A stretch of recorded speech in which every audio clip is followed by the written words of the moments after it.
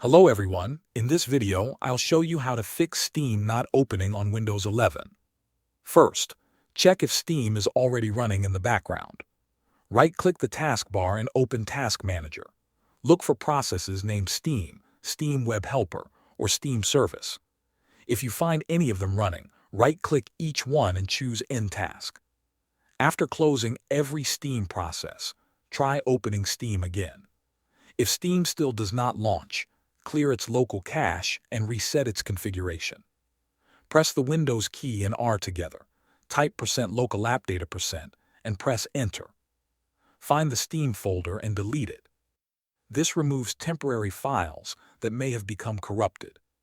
Next, press Windows and R again, type steam:///flushconfig, and press Enter.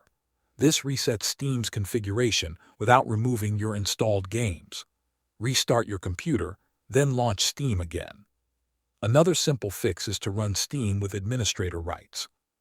Right-click the Steam shortcut and choose Run as Administrator.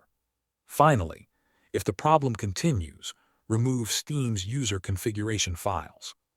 Press Windows and R, type %appdata%, and press Enter. Find the Steam folder and delete it.